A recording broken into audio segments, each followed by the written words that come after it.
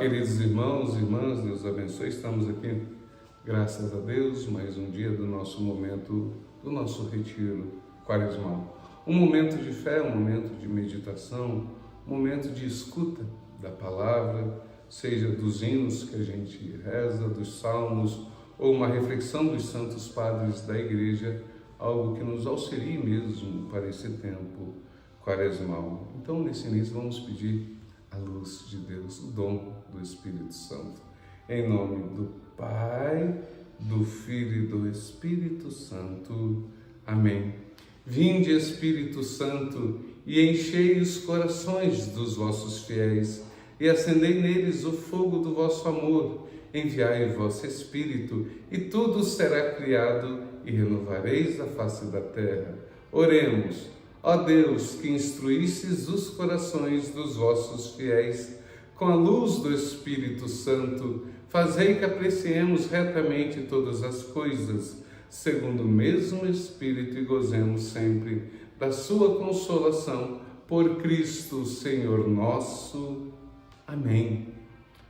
Muito bem, o hino de hoje, todos rezamos.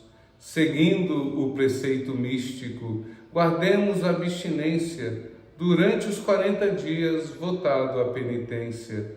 A lei e os profetas dantes cumpriram igual preceito, mas Cristo no seu deserto viveu o jejum perfeito. Usemos de modo sóbrio da fala, bebida e pão, do sono e do riso, e atentos, peçamos a Deus perdão. Fujamos do mal oculto que os laços do amor desfaz. A voz do tirano astuto não demos lugar jamais. Ouvi unidade simples, Trindade supremo bem, a graça da penitência dê frutos em nós. Amém. O salmo de hoje: o Senhor é fiel em suas promessas. A passagem de hoje é de Santo Atanásio, que faz uma consonância a esse salmo, que diz assim, Santo Atanásio: os apóstolos anunciam aos povos as maravilhas de Deus realizadas na vinda de Cristo. Vamos ao salmo. O Senhor é fiel nas suas promessas. Dai graças ao Senhor, gritai seu nome, anunciai entre as nações os grandes feitos, cantai, entoai salmos para ele, publicai todas as suas maravilhas. Gloriai-vos em seu nome que é santo, exulte o coração que busque a Deus. Procurai o Senhor Deus e seu poder, buscai constantemente a sua face. Lembrai as maravilhas que ele fez, seus prodígios e as palavras de seus lábios. Descendentes de Abraão, seu servidor, e filhos de Jacó, seu escolhido, ele mesmo, o Senhor, é nosso Deus, vigoram suas leis em toda a terra. Ele sempre se recorda da aliança, promulgada a incontáveis gerações, da aliança que ele fez com Abraão e de seu santo juramento a Isaque. Confirmou a sua promessa a Jacó, a Israel como perpétua aliança, quando disse: hei de dar-vos Canaã, esta terra que por sorte é vossa herança.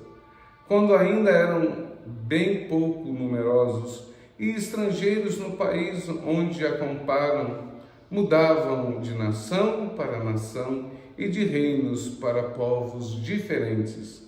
Não consentiu que nenhum povo os oprimisse, e até reis ele puniu por causa deles. Disse ele: não toqueis nos meus ungidos, e a nenhum de seus profetas maltrateis. Mandou vir então a fome sobre a terra e os privou de todo o pão que os sustentava. Um homem enviara à sua frente José, que foi vendido como escravo. Apertaram seus pés entre grilhões e amarraram seus pescoços com correntes, até que cumprisse o que previra, e a palavra do Senhor lhe deu razão. Ordenou então o rei que o libertassem. O soberano das nações mandou soltá-lo. Fez dele o senhor de sua casa e de todos os seus bens o despenseiro. para dar ordem a seus nobres à vontade e ensinar sabedoria aos anciãos. Foi então que Israel entrou no Egito e Jacó foi habitar no país de Cã. Deus deu grande crescimento a seu povo e o fez mais forte que os próprios opressores. Ele mudou seus corações para odiá-lo e trataram com má fé seus servidores. Então mandou Moisés, seu mensageiro, e igualmente a Arão, seu escolhido. Por meio deles realizou grandes prodígios e na terra do Egito maravilhas. Enviou trevas e fez tudo escurecer, mas eles resistiram em suas ordens. Então, em sangue transformou as suas águas, e assim fez perecer todos os peixes. A terra deles fervilhou de tantas rãs, que até nos quartos de seus reis eles saltavam. Ele ordenou e vieram moscas como nuvens, e mosquitos sobre toda a região. Granizo, em vez de chuva, lhes mandou, chamas de fogo sobre toda a sua terra. Estragou as suas vinhas e figueiras, e as árvores do campo derrubou. Ele deu ordens e vieram gafanhotos, e também vieram grilos incontáveis. Eles comeram toda a erva do país e devoraram o produto de seus campos. Matou na própria terra os primogênitos, a fina flor de sua força varonil. Fez sair como ouro e prata o povo eleito. Nenhum doente se encontrava em suas tribos. O Egito se alegrou quando partiram, tomado de pavor diante deles. Uma nuvem estendeu para abrigá-los, deu-lhe fogo para a noite iluminar. Pediram e mandou-lhes codornizes. O Senhor os saciou com o pão do céu. Fendeu a rocha e as águas irromperam e correram qual torrentes no deserto. Ele lembrou-se de seu santo juramento, que fizera a Abraão, seu servidor. Fez sair com grande júbilo o seu povo e seus eleitos entre gritos de alegria. Então lhes deu as terras das nações e desfrutaram as riquezas de seus povos, para guardarem os preceitos do Senhor e obedecerem fielmente a sua lei. Palavra do Senhor, graças a Deus. Muito bem, como diz o tema de hoje do Salmo, o Senhor é fiel em suas promessas. A promessa de cuidar do seu povo, de multiplicar o seu povo, as descendências de Abraão. E assim Deus fez. Mesmo no Egito, onde o povo foi parar, sob a tutela de José, diante daquela seca, quando os filhos de Jacó depois foram para o Egito, e ali nasce a nação de Israel.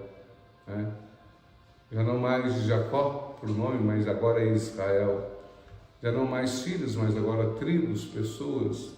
E como Deus cuidou, tirando com mão forte aquele povo do Egito, passando pelo mar, passando pelo deserto até a terra prometida, ao povo que muitas vezes teve saudade das cebolas do Egito, ou seja, o povo que queria voltar à terra da opressão, em meio àquele deserto, já não querendo mais a liberdade que Deus lhes dava. Lamentou quando o Senhor depois mandou vir o maná.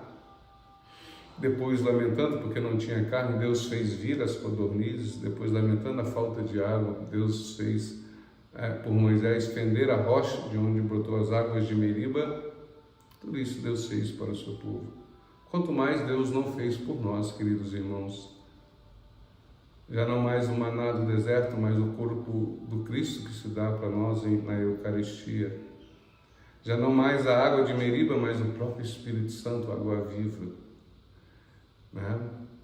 Então Deus cuida de cada um, do seu sangue, do seu coração aberto pela lança do soldado que jorra para nós o alimento de nossa vida, que irriga o nosso chão, o sangue do Cristo que cai sobre o chão desta terra, a água do seu coração que irriga o chão desta terra e o nosso coração. Então tudo aquilo que Deus fez abundantemente sobre o povo de Israel, muito mais Deus fez por nós. Já não mais uma terra prometida, mas o próprio céu, que é a morada de Deus, a eternidade junto a Ele. Amém. Muito bem, vamos agora à nossa reflexão do dia com um ensinamento, uma catequese da Igreja. Hoje não os santos padres da Igreja, mas da própria Igreja no Concílio Vaticano II, a Constituição Pastoral Gaudium et Spes da Igreja, que quer dizer a alegria e esperança, esse termo em latim, que é tirado do documento da Igreja, esse documento. O título é As Interrogações Mais Profundas do Gênero Humano. Então vamos a essas interrogações. O mundo moderno apresenta-se simultaneamente poderoso e fraco, capaz do melhor e do pior. Abre-se diante dele o caminho da liberdade ou da escravidão, do progresso ou da regressão, da fraternidade ou do ódio. Por outro lado, o homem toma consciência de que depende dele a boa orientação das forças por ele despertadas e que podem oprimi-lo ou servi-lo. Eis porque se interroga a si mesmo. Na verdade, os desequilíbrios que atormentam o mundo moderno estão ligados a um desequilíbrio mais profundo que se enraiza no coração do homem. No íntimo do próprio homem, muitos elementos lutam entre si. De um lado, ele experimenta como criatura suas múltiplas limitações. Por outro, sente-se ilimitado em seus desejos e chamado a uma vida superior. Atraído por muitas solicitações, é continuamente obrigado a escolher e a renunciar. Mas ainda fraco e pecador, faz muitas vezes o que não quer e não faz o que desejaria.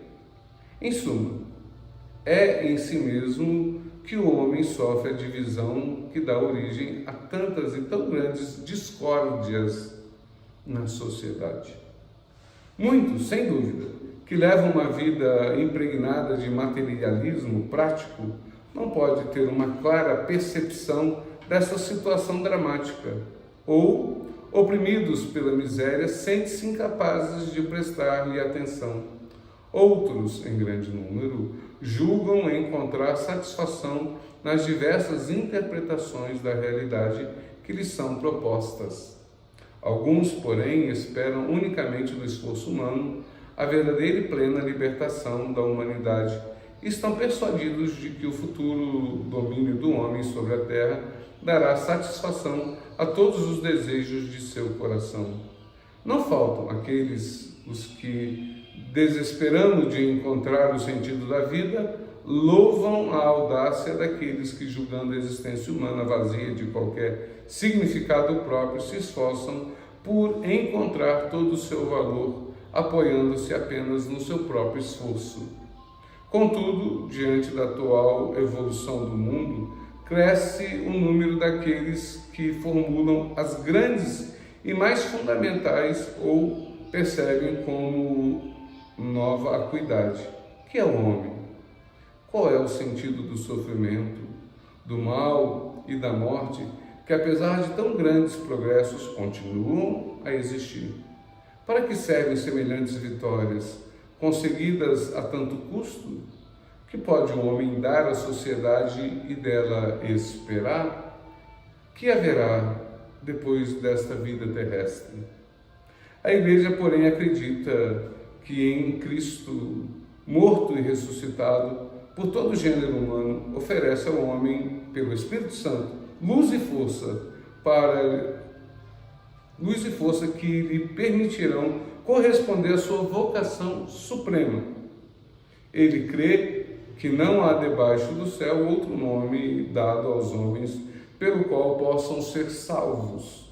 Crê igualmente que a chave, o centro e o fim de toda a história humana encontra-se em seu Senhor e Mestre. A Igreja afirma, além disso, que subjacente a todas as transformações permanecem imutáveis muitas coisas que têm seu fundamento último em Cristo, o Mestre, ontem, hoje e sempre. Muito bem, está aí a reflexão do nosso Concílio Vaticano II, concílio vigente da Igreja até os tempos de hoje, que norteia a nossa vida e nos orienta de forma muito especial sobre questões pastorais, litúrgicas. E aí estão as interrogações do ser humano.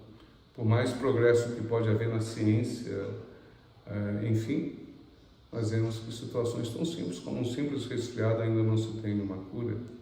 Por mais progresso e tecnologia que pode haver na humanidade nessas últimas décadas, muitas coisas permanecem do jeito que eram, sem soluções. Em especial a própria morte. Todavia, como a Igreja nos orienta, e esta é a nossa fé, a resposta para as indagações mais profundas do ser humano só podemos encontrar em Cristo Jesus. Como o próprio Pedro que diz: Senhor, para onde eu irei? Só tu tens palavras de vida eterna. Diante do mal, do pecado, da morte, das doenças, Senhor, para onde irei? Só tu tens palavras de vida eterna. O Senhor é a nossa resposta. A sua salvação é o significado último para o ser humano da sua existência. Nós temos e viemos de Deus, vivemos para Deus, e se morrermos em Deus, tenho certeza, encontraremos a eternidade também junto a Ele. Jesus é a resposta para toda a nossa vida. No Cristo morto e ressuscitado está a nossa salvação. Ele está vivo, glorioso, nosso Deus, que atua e cuida de cada um de nós, que nos dá força para o combate, esperança para as realidades futuras e alegria da fé. Que Deus te abençoe. Amém. Em nome do Pai, do Filho e do Espírito Santo. Obrigado.